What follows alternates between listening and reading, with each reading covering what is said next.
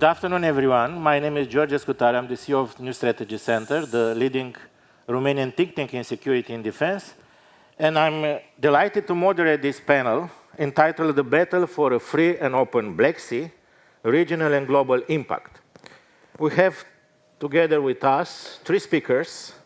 Her Excellency Maka Botchorishvili, Minister of Foreign Affairs of Georgia. From Kiev, we have our friend Svitlana Kovalchuk, Executive Director, Yalta European Strategy. Unfortunately, because of airstrike, it was impossible for Svitlana to be together with us. And we have Ambassador Tacan Ildem, Chairman, Center for Economics and Foreign Policy Studies, Turkey, former Ambassador of Turkey to NATO. Black Sea strategy is important for connectivity between Europe and Central Asia, between Balkans and Middle East, between Baltic area and Mediterranean. In fact, we have this initiative, 3 Seas initiative, but in fact it's 4 Seas initiative because after the admission of Greece 2 years ago, we have Black Sea, Baltic Sea, Adriatic Sea, and Mediterranean now. But what's happened in the Black Sea doesn't stay in the Black Sea. Unfortunately, Black Sea is not Las Vegas. Because what's happened in the Black Sea has affected the food security in the Middle East, in Africa. It's affected stability of Europe. And now I start the questions with the first question to Minister Botchorishvili. Why the Black Sea matters for a country like Georgia? We had in the Black Sea moment of 2008, and the consequences of this momentum is still present in the Black Sea area.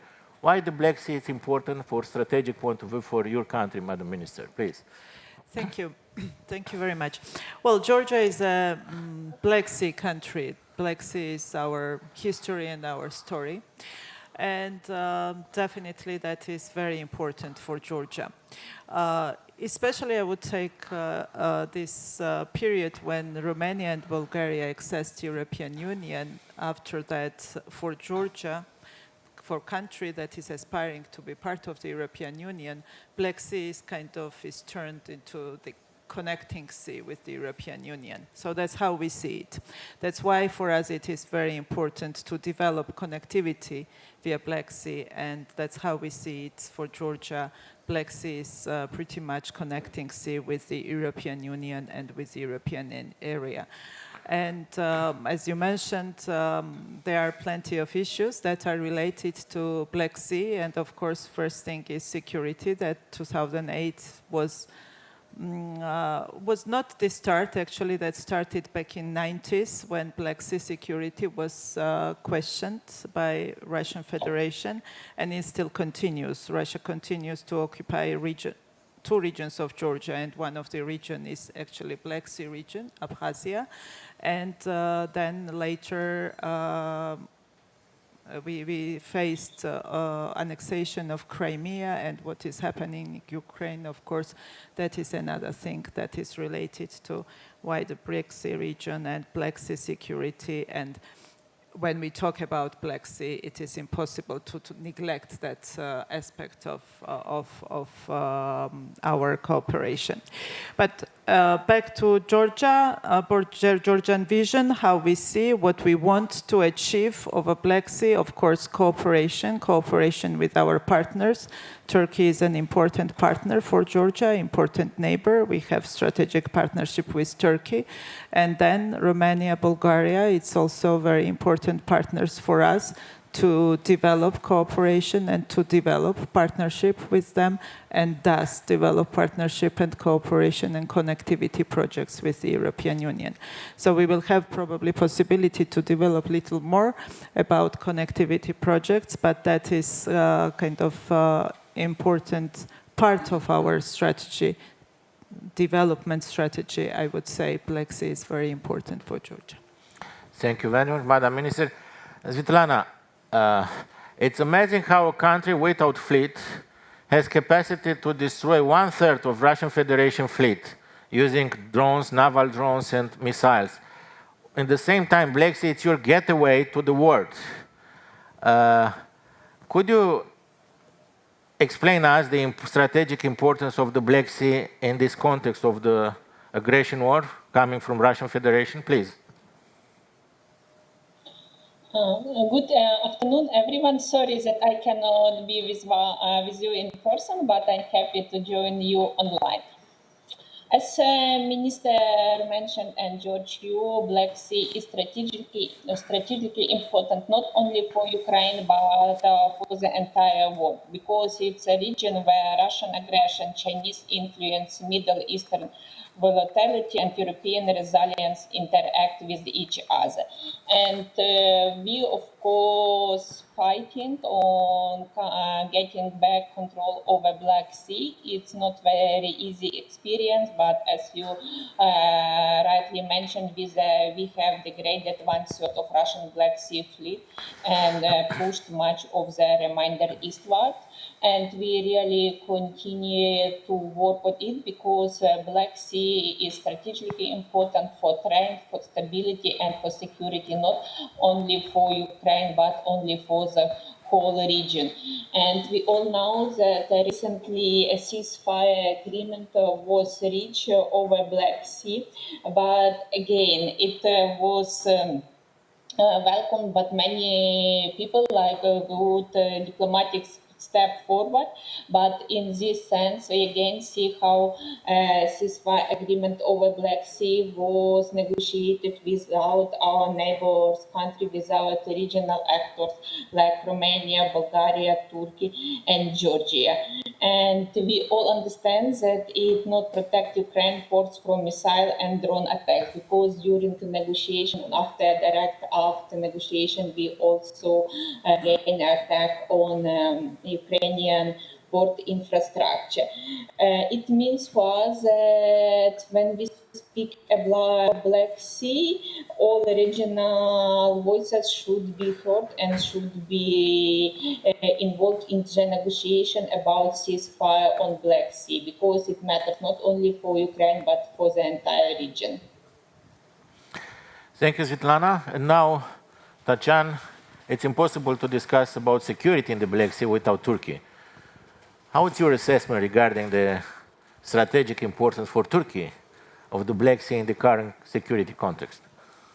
Well, first of all, having a long coastline in the Black Sea, for Turkey, the region is very important. But we need to consider the region from a wider perspective.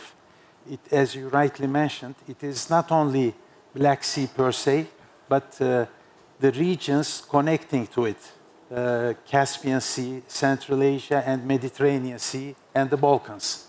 Therefore, a holistic approach needs to be seen. In such a holistic approach, one important element to bear in mind is the continuing existence of protracted conflicts. And Madam Minister already alluded to those protracted conflicts. And it would be extremely important to resolve these protracted conflicts and not to bring about or let circumstances bring about a new protracted conflict in Ukraine. Because we know that Russia uses these protracted conflicts as a strategic room to maneuver, to misuse them to its own advantage when circumstances permit. Another important issue for Turkey is, of course, Turkey has a long-standing record of being the custodian of Montreux Convention. It is part and parcel of international law, and it is incumbent upon all of us to keep this convention alive and functioning. As you may recall, when Russia initiated special military operations in Ukraine on 22nd of February in 2022, after 3 days, Turkey declared that it has to be qualified as a war and invoked the relevant provisions of Montreux Convention. that provided additional security, I must say, for countries who attach importance to secure, stable environment there. For Turkey, it is also important to have regional ownership. Unfortunately, there were many initiatives, and I could see the former Secretary General of BISEC, Black Sea Economic Cooperation Organization, but not only in the economic side, in the security dimension, but by establishing Black Sea 4, Black Sea Harmony, these were all important instruments. But the ongoing war in Ukraine does not allow any such cooperation to exist.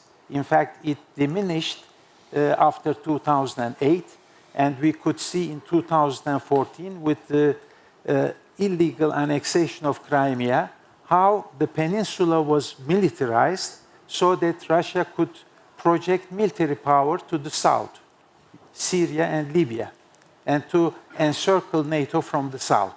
Therefore, in such a holistic approach, we need to include many elements. Politics, definitely, to bring an end to the war, but definitely with the necessary recipes, provisions. Second, economics and connectivity. There are projects in hand. Some talk about India, Mediterranean, Europe connectivity project.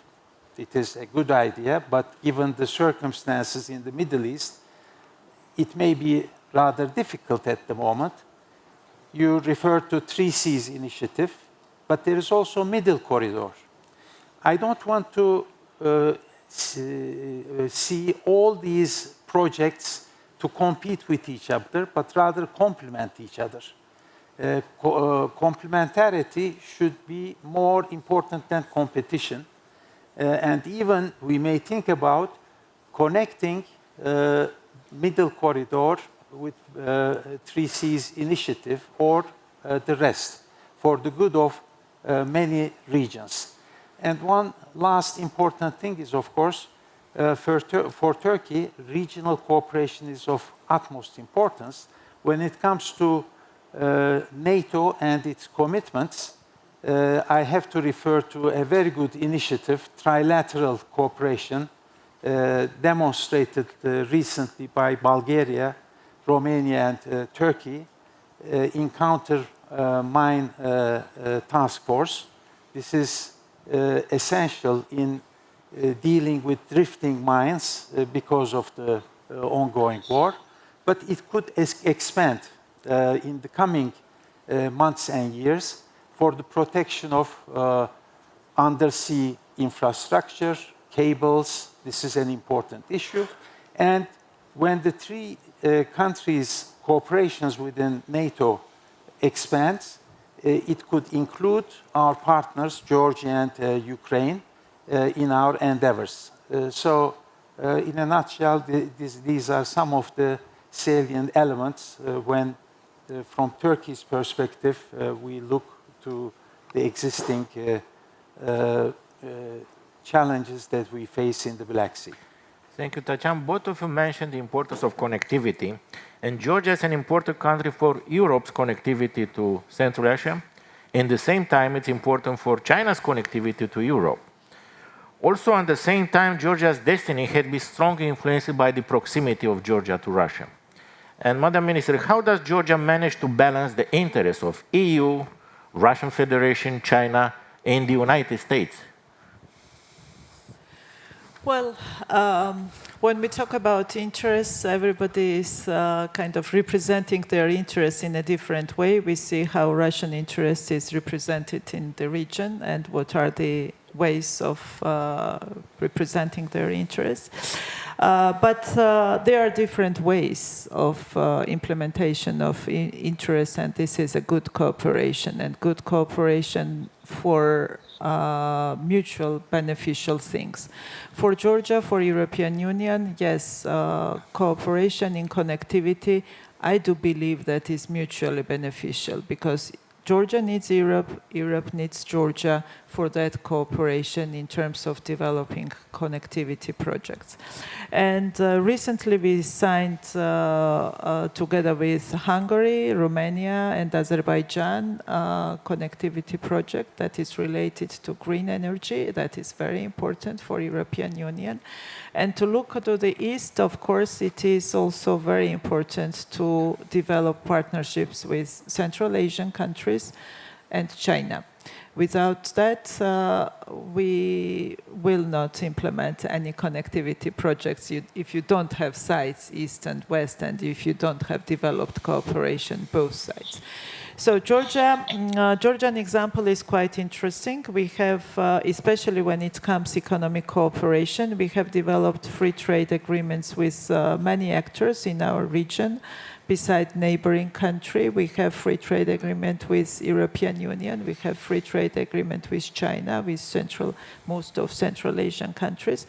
That definitely gives kind of additional impetus to developing Georgia as a connecting hub between East and West.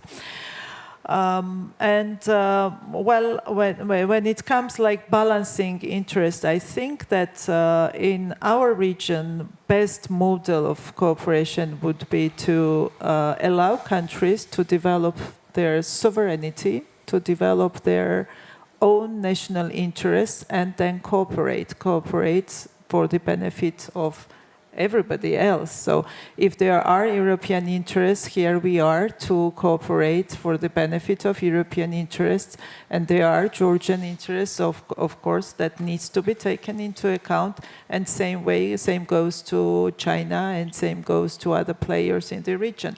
So there are common interests, and that's where we need to develop our cooperation and develop our partnerships, and I think that we have that potential. There are plenty of successful projects that has been developed in South Caucasus with partnership with our neighbors, with Turkey, with Azerbaijan. That projects already exists for decades, and that is a kind of good example of good cooperation between neighbors and countries in the region. And I do believe that we can offer even more for the wider region. Thank you, Madam Minister.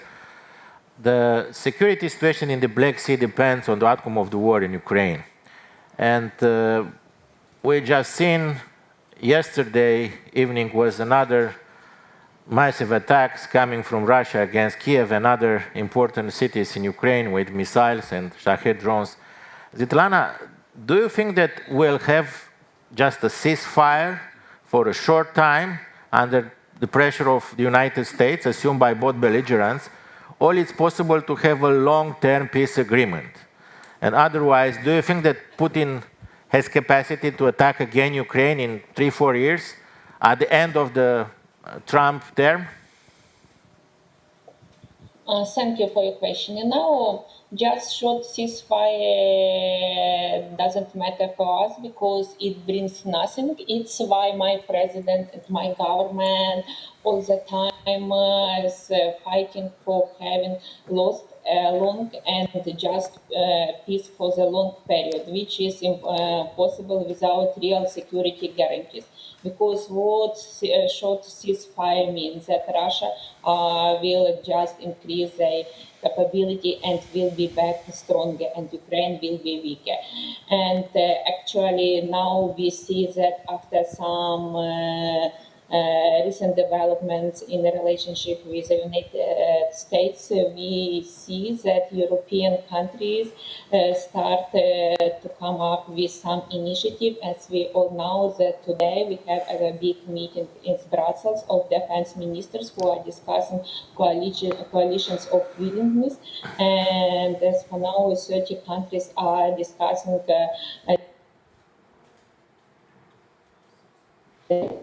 this case, we are speaking about security and deployment of international troops on the ground, on the sea, and also of different military kind of cooperation, what can make Ukraine much more stronger. Because without real security guarantees, again, no kind of peace deal will really matter and will really be long-lasting.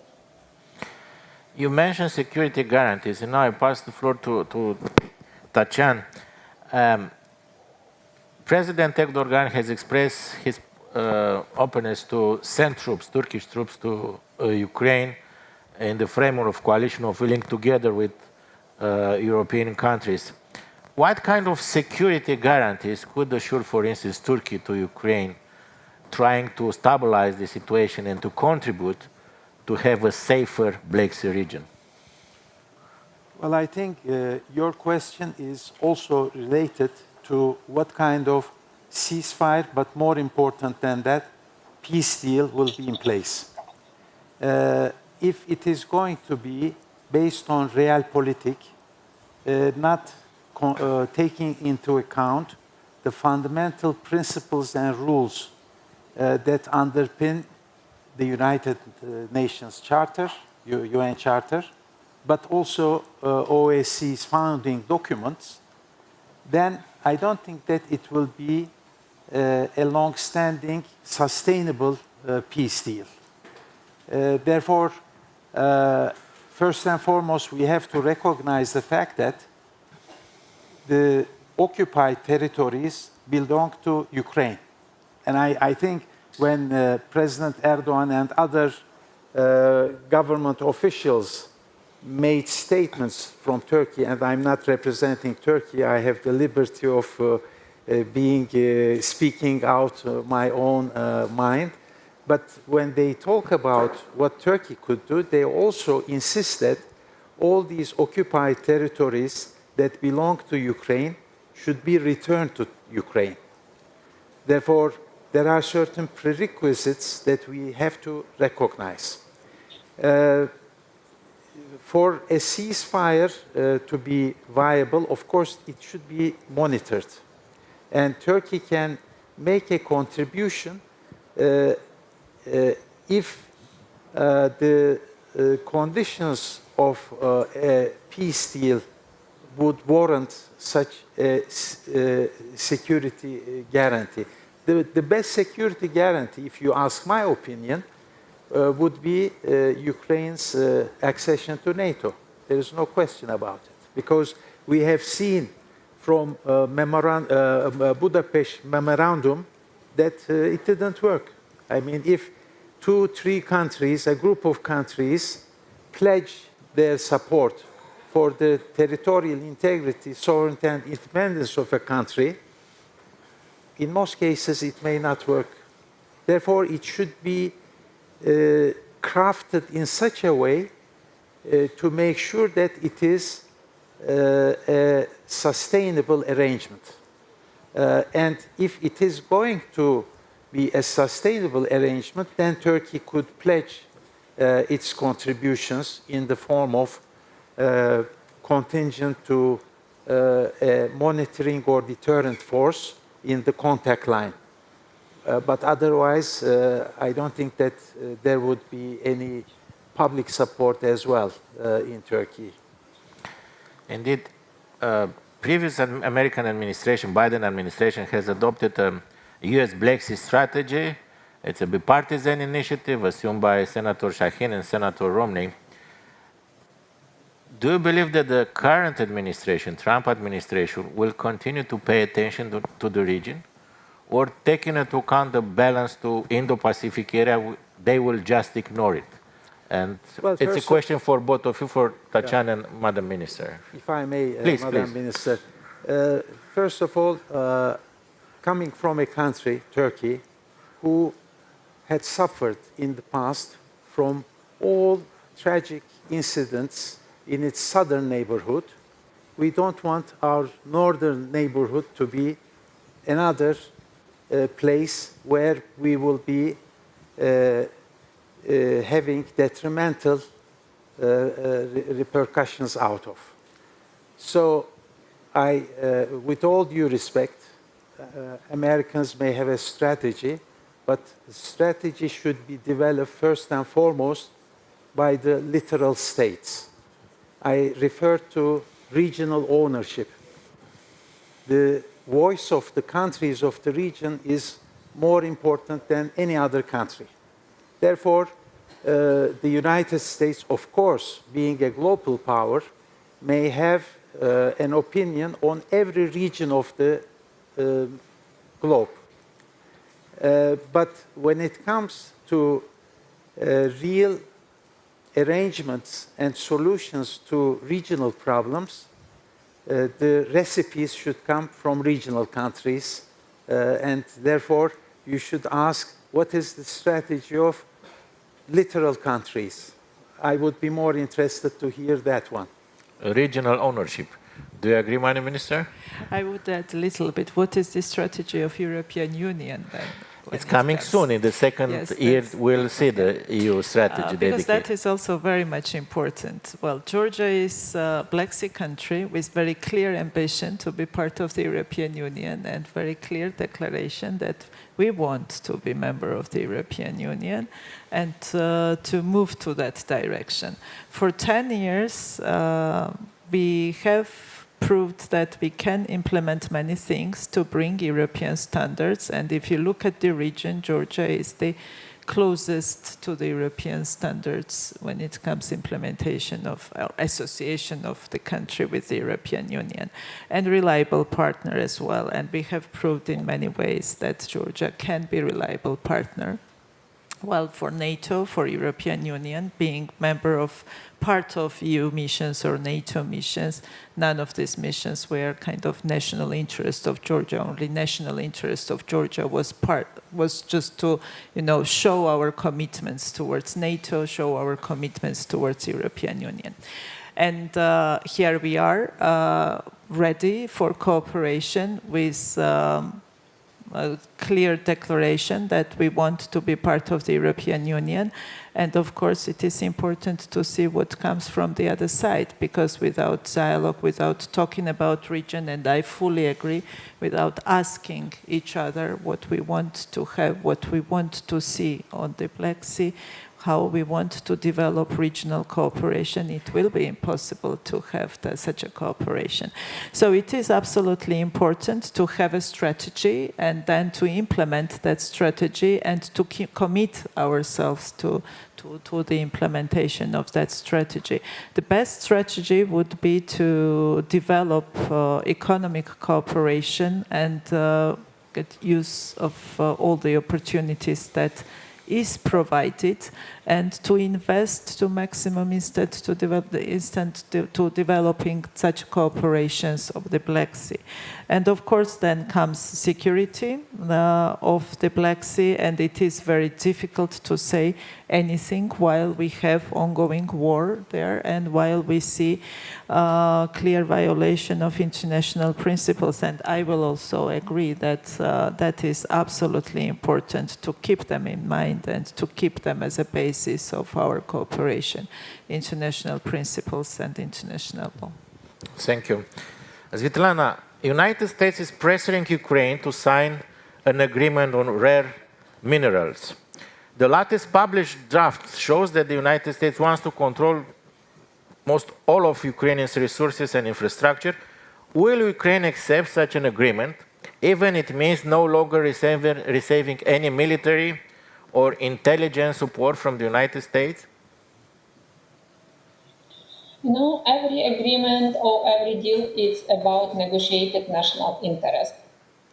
And at the beginning, our president and our minister refused to sign this agreement because it was against the national interest of Ukraine, against national interest of Ukrainian people. It was what my president officially declared. But again, each agreement is about negotiations, and now we have the next stage of negotiation on this agreement between the Ukrainian side and American side. And somehow we in Ukraine believe that we will be able to reach common understanding of the agreements which will be suitable for both sides. Of course, it's a process which recently started, and we need to be patient. And meanwhile, we are very grateful also for our European allies for their support. Again, as I mentioned already today, we have a big meeting of European Defense Minister in Brussels. Tomorrow we are going to have a Rammstein agreement, and we are sure that we will find together with our allies a good solution which will work for everyone. And of course, coming back to minerals deals, we hope that we will reach common understanding with the American side on it. The last question to both of you, Madam Minister and Tacan. What will the Black Sea region look like from a security perspective in 3 years at the end of the President Trump term? I don't discuss about the end of President Putin terms, because when you discuss about Putin term, it's a never-ending story. Okay, please, Madam Minister, and after Tacan. Well, it is very hard to say predict what will be in 3 years. It's again, it all depends how the things will be developed in the region. A lot depends on Ukraine, and or a lot depends how Russia-Ukraine war will be developed. I hope ended, and I hope it will be ended with all the respect of international law and international principles. But that is a hope for the moment, and we need to see what will be the developments in terms of security. That will definitely impact Black Sea security arrangements, because without that it will be impossible to have kind of, vision how Black Sea will look like security-wise after 3 years.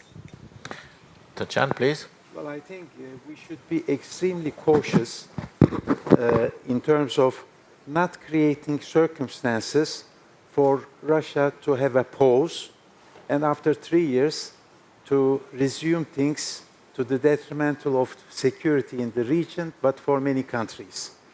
And for that, I hope that common sense will prevail while pushing Russia and Ukraine to reach a peace deal, to stick to those principles that I briefly alluded to, and also for regional countries, in the meantime, to strengthen their capacities in defending and deterring any eventuality to happen in the future.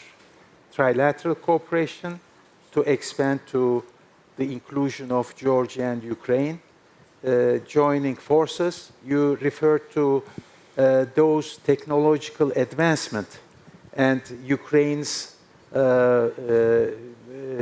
certain military achievements were thanks to these technological advancements used in the war game, and that's why cooperation should be intensified also in keeping with the technological edge which is required for the future.